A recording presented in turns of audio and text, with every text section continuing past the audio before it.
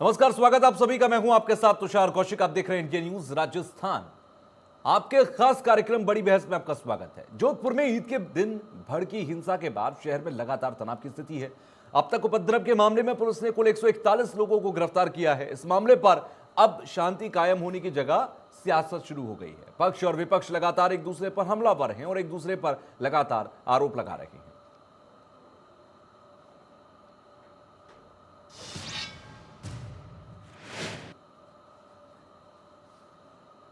तो जोधपुर में तनाव पर सियासत शुरू हो गई है। अब भले ही आज रात 12 बजे कर्फ्यू खत्म हो जाए या उसके बाद प्रशासन दोबारा से लगाए, लेकिन वो अपनी एक जगह है। दूसरी तरफ आप देखेंगे तो सियासत बेलगाम हो चुकी है। सियासत में आप देखेंगे तो तमाम बयानबाजी दोनों तरफ से, चाहे वो कांग्रेस की तरफ से हो, चाहे वो बीजेपी की तरफ से हो, चाहे वो सरकार की तरफ से हो, चाहे वो विपक्ष की तरफ से हो,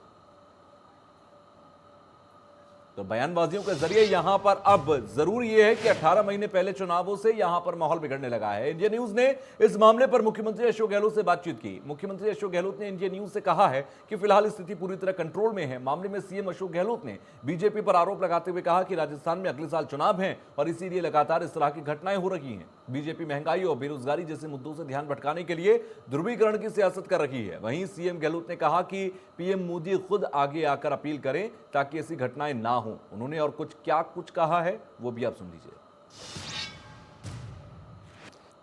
के बाद जोधपुर में सांप्रदायिक हिंसा भड़की है और इस बार मुख्यमंत्री अशोक गहलोत के जन्मदिन पर उनके गृहनगर को निशाना बनाया गया है। क्या लगता है इसके पीछे क्या साजिश है, इसको लेकर खुद मुख्यमंत्री अशोक गहलोत से एक्सक्लूसिव बात करते हैं।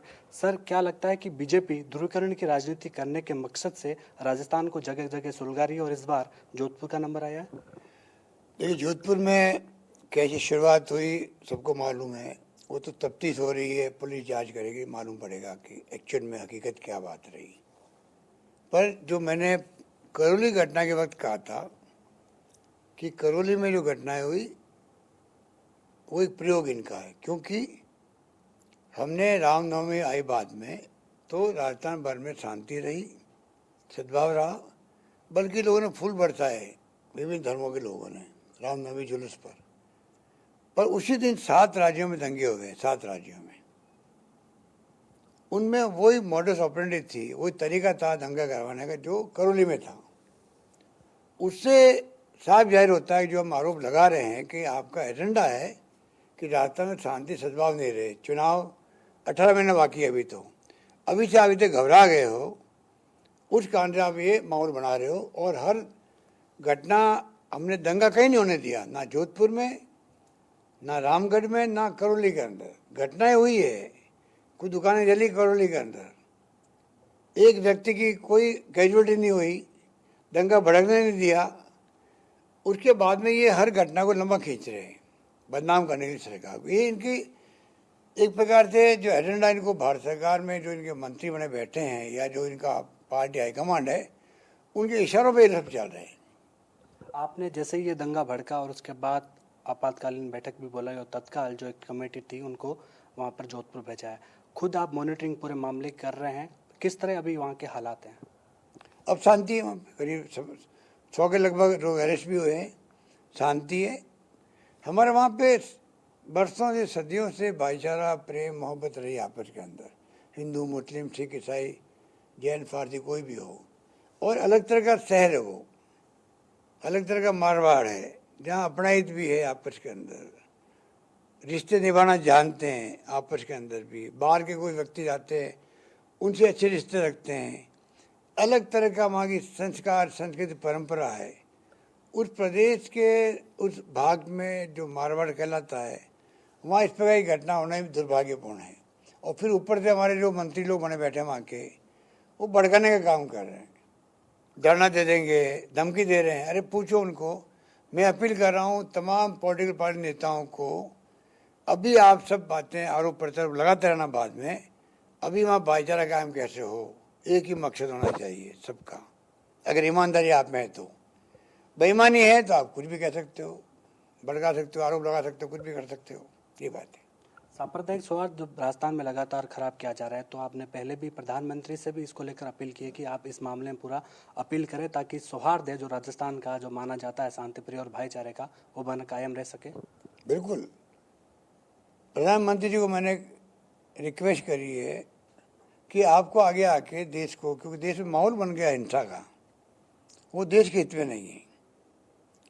चुनाव में ध्रुवीकरण करते हैं, वो जुदा मामला है, पर आम नागरिकों के दिल में दहशत बैठ गई है। तो प्रधानमंत्री जी अगर अपील करते हैं कि भाई मैं कंडेम करता हूँ जहाँ हिंसा होगी, एंटी सोशल एलिमेंट होंगे, वो हिंसा कर सकते हैं, उसका असर पड़ेगा, पर उन्होंने अभी तो करी नहीं। मैंने क्या कहा, लगभग 13 पॉलिटिकल पार्टियों के लोगों ने अपील करी है प्राइम मिनिस्टर से। लोकतंत्र में अगर अपोजिशन अपील करता है, प्राइम मिनिस्टर के रिक्वेस्ट करता है, भाई आप अपील करो। ये भी पहली बार मैंने देखा है कि प्राइम मिनिस्टर को ये अपील करने के लिए हम कह रहे हैं भाई आप अपील करो, जिससे कि देश में माहौल सुधरे, शांति का, भाईचारे का, प्यार मोहब्बत का माहौल बने। इसमें क्या इतना हो सकता है प्राइम मिनिस्टर को? पर उनके कौन एडवाइजर है, एडवाइज कर नहीं पा रहे उनको ढंग से। तो मुझे लगता है कि समय आ गया कि अभी मेरा कहना है कि देश में माहौल बहुत ही तनाव का माहौल है, हिंसा का माहौल है, इसीलिए बुलडोजर चल रहे हैं।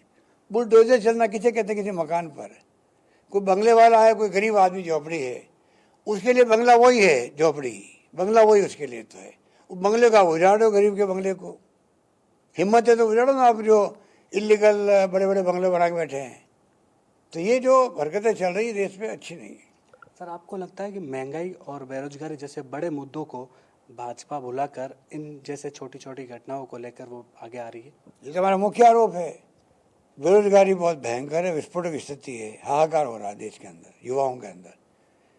आपकी महंगाई बहुत भयंकर है, उसके बीच में आप ये उन मुद्दों को भड़काने के लिए आपने एजेंडा दे दिया है पूरे देश को। राजस्थान को विशेष रूप से दे दिया। राजस्थान का मेन टारगेट है बीजेपी के अध्यक्ष जी का भी और नेताओं का भी। धन्यवाद सीएम साहब। ये थे सीएम अशोक गहलोत जी, जिन्होंने बताया कि जिस तरह से राजस्थान को सुलगाया जा रहा है, कहीं ना कहीं इसके पीछे बीजेपी का हाथ है। और उन्होंने राजस्थान वासियों से अपील की है कि शांति, सौहार्द और भाईचारा कायम रहे। कैमरा सहयोगी गिरीश के साथ विशाल शर्मा, इंडिया न्यूज। अशोक गहलोत को आप सुन रहे थे, उनका साफ तौर पर कहना था कि छोटे छोटे मुद्दों को ऐसे उछाला इसलिए जा रहा है जैसे कि बड़े बड़े जो मुद्दे असल आम आदमी से जुड़े हुए हैं उनको भुलाया जा सके। फिलहाल जोधपुर में भड़की हिंसा को लेकर गृह राज्य मंत्री राजेंद्र यादव ने प्रेस कॉन्फ्रेंस की और कहा कि हम एक समिति गठित करके बीजेपी के नेताओं को शामिल करने वाले थे और ये समिति पुलिस अधिकारियों के साथ मिलकर काम करती, लेकिन कमेटी के गठन होने से पहले ही बीजेपी के नेताओं ने शांति समिति की बैठक का बहिष्कार किया और चले गए। इस दौरान ऊर्जा मंत्री बीडी कल्ला ने कहा कि दोषियों को बख्शा नहीं जाएगा और निर्दोष लोगों को गिरफ्तार नहीं किया जाएगा। साथ ही प्रेस कॉन्फ्रेंस में मुफ्ती राजस्थान शेर मोहम्मद ने दोनों समुदायों से शांति बनाए रखने की अपील की। ने गलती की है, कानून को हाथ में लिया है। Law will take its own course. कानून अपना काम करेगा और निर्दोष कोई भी है और उसको यदि डिटेन किया हुआ है तो उसको भी निश्चित रूप से पूरे पुख्ता सबूत के साथ, यदि वो निर्दोष है तो उसको छोड़ा जाएगा। ये बात पहले से ही माननीय मुख्यमंत्री जी ने भी कही है। बिल्कुल छोड़ा जाएगा और दोषी होगा जिसने कानून हाथ में लिया है उसको छोड़ा नहीं जाएगा।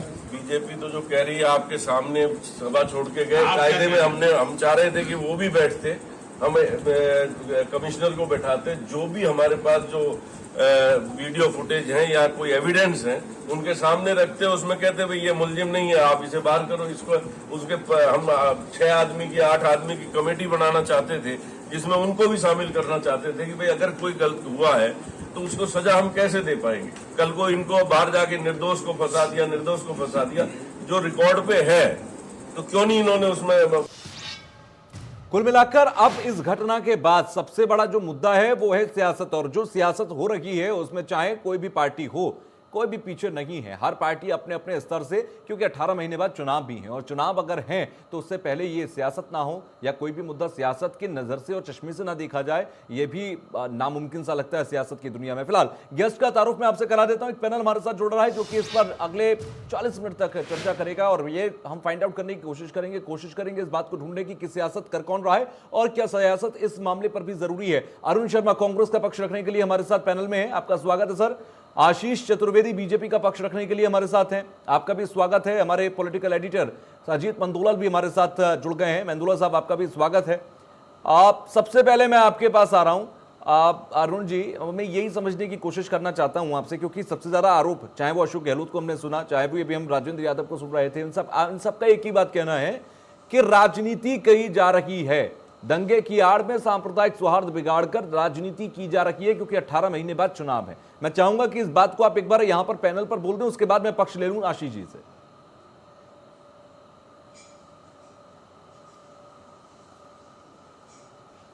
देखिए तुषार, अब ये काफ़ी स्पष्ट है और मैंने पहले भी बताया है कि ये आइसोलेटेड घटना नहीं है। राजस्थान में हम बैठे जरूर हैं और सरकार हमारी है, जिम्मेदारी भी हमारी है, लेकिन ये कोई आइसोलेटेड राजस्थान सेंट्रिक मामला नहीं है।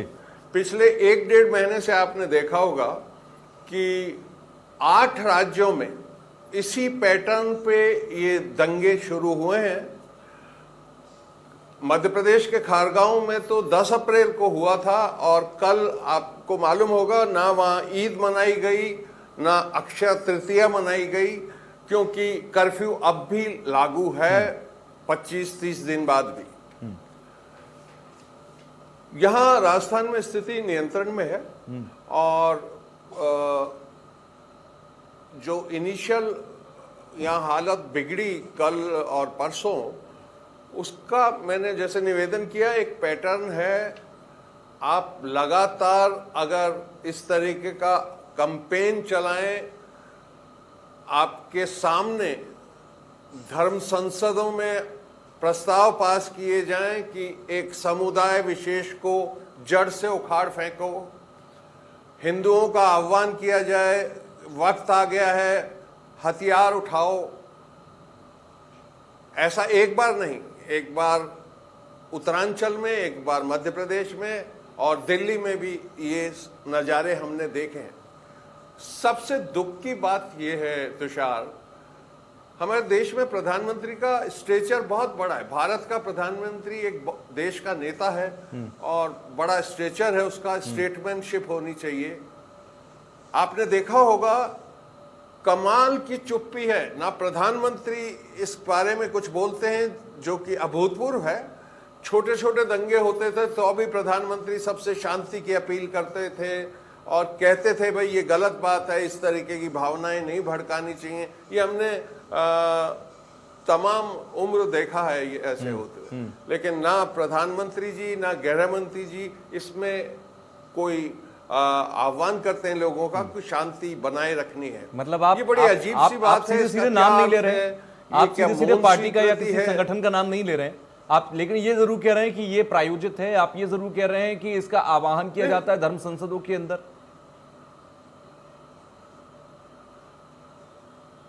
हाँ, मैं ये कह रहा हूँ इसका बैकग्राउंड है, पृष्ठभूमि है, बैकग्राउंड में कौन है दिखाई दे रही है, कैरेक्टर, कोई पार्टी, कोई संगठन नहीं लेने जैसी कोई बात नहीं है, बहुत स्पष्ट है, बहुत स्पष्ट। स्पष्ट है तो सर ले लीजिए, फिर मैं उससे जवाब भी ले लूंगा ना इस बारे में।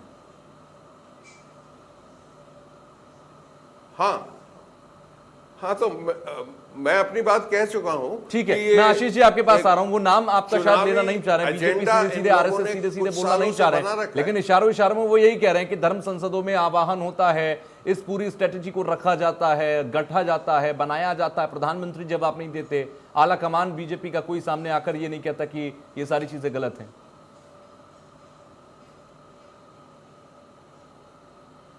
इट इज ऑब्वियस, नाम लेने की जरूरत नहीं है, साफ दिखता है।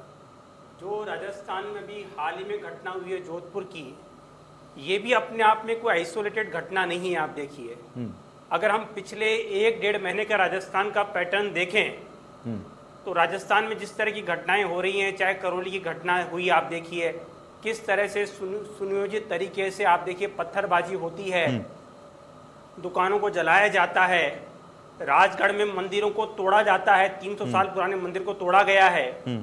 और अभी हाल ही में जो जोधपुर में हुआ, आप देखिए परसों कि किस तरह से झंडे को हटाने को लेकर के एक समुदाय ने वहां पे देखिए झंडा हटाया, अपना धार्मिक झंडा लगाया और जो वहां पर स्वतंत्रता सेनानी की मूर्ति थी उसको कपड़े से ढक दिया।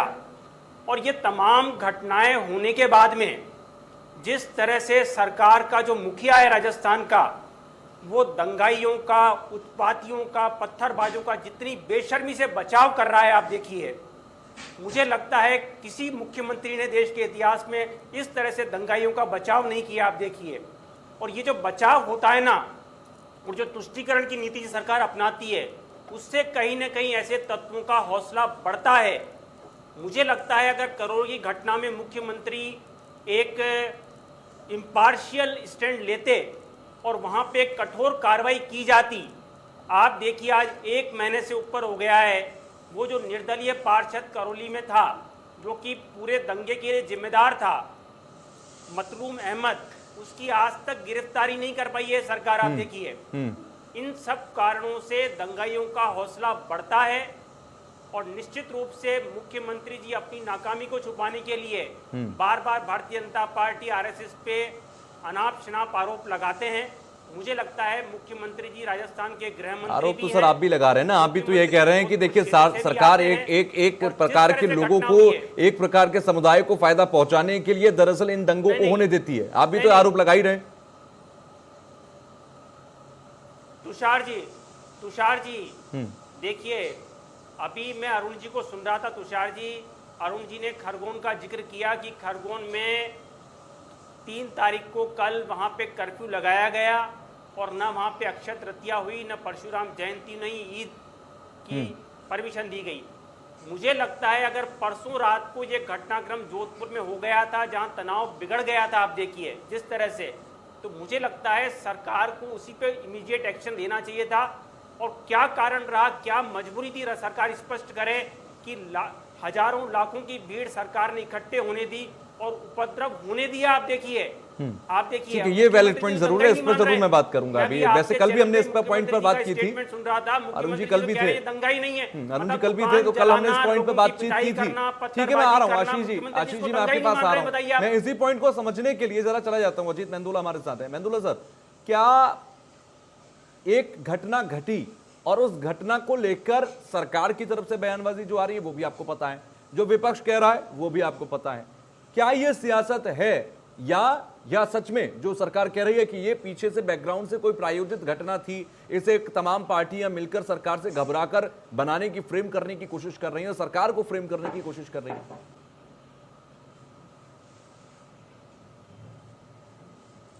तो सर, पूरे घटनाक्रम को मैं देख रहा हूँ, समझ रहा हूँ राजस्थान का पिछले 1-2 महीने का। मैं बड़ा हैरान हूँ कि राजस्थान एक ऐसा प्रदेश था जहाँ पर कि दंगे वंगे नहीं होते थे और बड़ा पीसफुल राज्य माना जाता है देश में, और उसका एक अलग संस्कृति, अलग कल्चर है, इसमें कोई संदेह नहीं है राजस्थान का। राजस्थान के लोग चाहते भी नहीं है हिंसा वगैरह, जहां तक अब तक का इतिहास राजस्थान का है।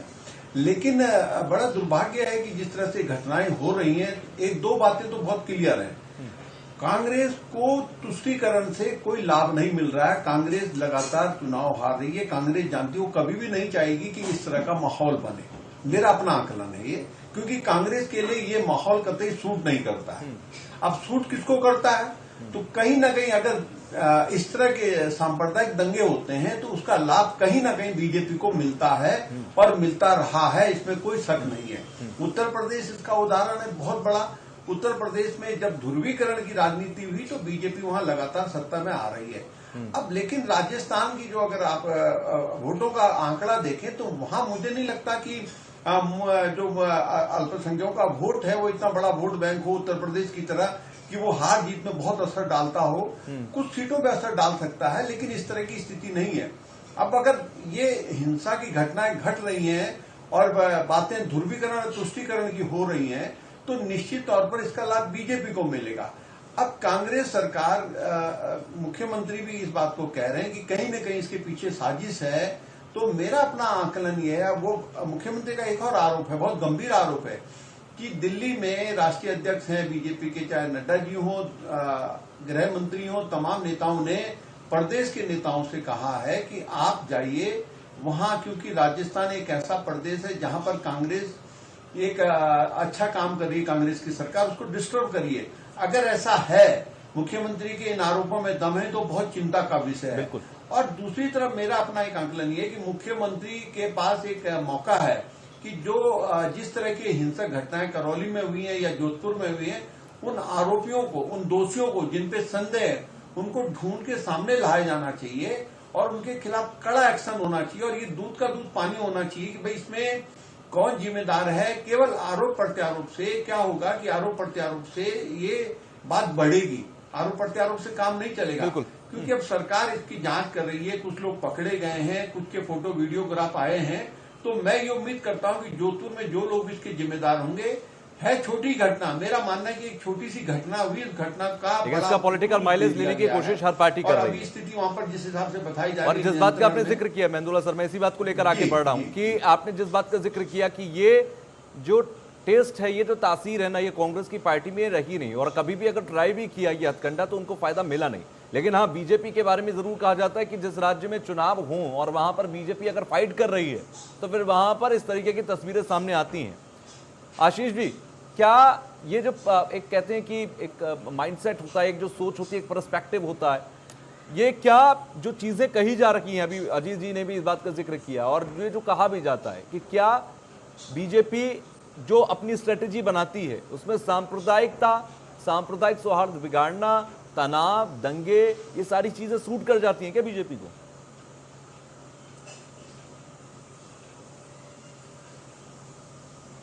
देखिए तुषार जी, भारतीय जनता पार्टी भी चाहती है कि प्रदेश के अंदर शांति रहे, सौहार्द रहे, भाईचारा रहे। मुझे लगता है मुख्यमंत्री जी अपनी जिम्मेदारी जो है भारतीय जनता पार्टी पर डाल रहे हैं। कई बार तो ऐसा लगता है कि भारतीय जनता पार्टी राजस्थान में शासन कर रही है, पुलिस प्रशासन भारतीय जनता पार्टी के नियंत्रण में है और मुख्यमंत्री जी विपक्ष में बैठे हुए हैं। आप देखिए, कई बार उनकी भाषा से ऐसा लगता है कि भाई अगर कोई भी षड्यंत्र कर रहा है, मैं अभी अजीत जी को भी सुन रहा था, उन्होंने भी बहुत स्पष्ट रूप से कहा है कि भाई वो भी षड्यंत्रकारी है, आप उसको गिरफ्तार कीजिए, दूध का दूध और पानी का पानी कीजिए। लेकिन होता क्या है, देखिए तुषार जी, जो कांग्रेस का कल्चर रहा है ना, ये कोई आज से डेवलप नहीं हुआ है। आप देखिए, कांग्रेस बहुत लंबे अरसे से तुष्टीकरण की और छदम धर्मनिरपेक्षता की राजनीति करती आ रही है और पूरे देश में कर रही है। मुझे लगता है कि कहीं ना कहीं इनका झुकाव एक वर्ग विशेष की तरफ होता है। अब इसका इनको राजनीतिक नुकसान होता है, राजनीतिक फायदा होता है, इनकी क्या मजबूरी है, मैं उस पर डिस्कशन में नहीं जाना चाहता। देखिए तुषार जी, लेकिन कांग्रेस इस तरह की राजनीति करती है। आप देखिए, और जब से प्रदेश में ये सरकार बनी है, आशीष जी ये कह रहे हैं, आप कह रहे हैं कि कांग्रेस का झुकाव जिस तरफ होता है ना, आप जिस तरफ कांग्रेस का झुकाव बता रहे हैं, कांग्रेस समेत तमाम विपक्षी दल ये कहते हैं बीजेपी का उधर से उल्टा झुकाव होता है, बीजेपी हमेशा टारगेट करती है उस तरफ। नहीं, देखिए भारतीय जनता पार्टी बहुत स्पष्ट कहती है, हमारी विपक्षी तो यहाँ तक कहते हैं, विपक्षी तो आशीष जी यहाँ तक कहते हैं कि आप तो कार्रवाई भी जो तमाम राज्यों में करते हैं वो टारगेट करके करते हैं, किसी का तुष्टीकरण नहीं करते हैं। हम तो ओपनली बोल रहे हैं तुषार जी, भारतीय जनता पार्टी ओपनली बोल रही है कि हम किसी का तुष्टीकरण नहीं करते हैं, हमारे लिए सब बराबर हैं, हम कानून के हिसाब से कार्रवाई करते हैं। अभी देखिए उत्तर प्रदेश में कार्रवाई हो रही है, उत्तर प्रदेश के अंदर आप देखिए लाउड स्पीकर का मुद्दा चल रहा है, सभी धर्मों पर बराबर रूप से लागू है कि आप सुप्रीम कोर्ट और हाई कोर्ट के ऑर्डर को मानिए, किसी धर्म विशेष का पक्ष मत लीजिए। कांग्रेस ऐसा करती है, इसका लाभ हो रहा है, नुकसान हो रहा है, ये उनका सोच है, लेकिन ये राजनीति ये शुरू से करते रहे हैं। आप देखिए आप कह रहे थे मैं शायद बीजेपी का नाम नहीं ले रहा हूं, ऐसी बात नहीं है। ये इतना स्पष्ट है जैसे सूरज रोज उगता है, उतना साफ है ये। देखिए इनका सिलेबस में अगर 10 एक शब्द आप निकाल दें, पाकिस्तान निकाल दीजिए, मुसलमान निकाल दीजिए, तुष्टीकरण निकाल दीजिए, इनके पास बहुत कुछ कहने को है नहीं। आर्थिक नीतियां, बेरोजगारी, महंगाई चरम सीमा पर है, देश त्राही त्राही कर रहा है। वो अलग बात है प्रधानमंत्री दूसरे देशों में जाके भारत कितना खुशहाल है ऐसी पिक्चर दे रहे हैं, ठीक भी है, दूसरे देशों में क्या कहना अपना हाल, उनमें इनका कोई ध्यान नहीं है। मैं अजीत जी की बात को एग्री करता हूं कि राजस्थान की सरकार इनकी आंख में किरकरी बनी हुई है करीब 3.5 साल से। सरकारें तो और भी थी जहां कांग्रेस मौजूद थी, कर्नाटका थी, मध्य प्रदेश थी, ऐसी एक लंबी फेरिस्त है। वहां ये सफल हो पाए किसी भी तरह सरकार बदलने में, गिराने में, जी तोड़फोड़ करके हर तरीके से। राजस्थान में दुर्भाग्य या सौभाग्य से इनकी ये चला नहीं मामला। और सबसे बड़ी बात यह है कि राजस्थान में इनके पास कोई गवर्नेंस को लेके कोई मुद्दा नहीं है। कर्मचारी यहाँ का खुश है, नौजवान खुश है, महामारी का प्रबंधन प्रथम श्रेणी का हुआ है, सब लोग संतुष्ट हैं, पूरे देश में चर्चा हुई है उसकी। अब अगर ये मुद्दे नहीं हैं तो इनका नैरेटिव, मैंने आपको बताया, घूम फिर के हर चुनाव से पहले भाइयों और बहनों ये 80 वर्सेस 20 का चुनाव है। इस घोषणा का क्या मतलब होता है? हम चर्बी निकाल देंगे, गर्मी निकाल देंगे, इन घोषणाओं का क्या अर्थ होता है? ये तुरंत ध्रुवीकरण की तरफ बढ़ते हैं। अब तक इनको फायदा मिला है, इसमें भी कोई शक नहीं है। हम और 2-4 चुनाव हारने को मतलब आप तैयार ये कहने हैं, की कोशिश कर लेकिन रहे हैं हम कि इस अपने स्ट्रेटेजी का फायदा सिद्धांतों इनको से दूसरे नहीं राज्यों में हटेंगे मिला, फिलहाल। इसलिए राजस्थान में हम उसी फॉर्मूले को लेकर ये सारे 18 महीने बाद चुनाव लड़ना चाहते हैं और उसकी जमीन तैयार कर रहे हैं। मैं आशीष जी आपके पास आऊंगा, जवाब लूंगा, लेकिन अभी मुझे एक छोटा सा ब्रेक लेना है। ब्रेक के लिए मैं यहां पर रुक रहा हूं। ब्रेक के बाद फौरन लौटेंगे, आशीष जी के पास चलेंगे, क्योंकि बड़ा आरोप है कि 18 महीने बाद चुनाव है और चुनावों से पहले जमीन तैयार कर रहे हैं तुष्टीकरण की। एक छोटा सा ब्रेक।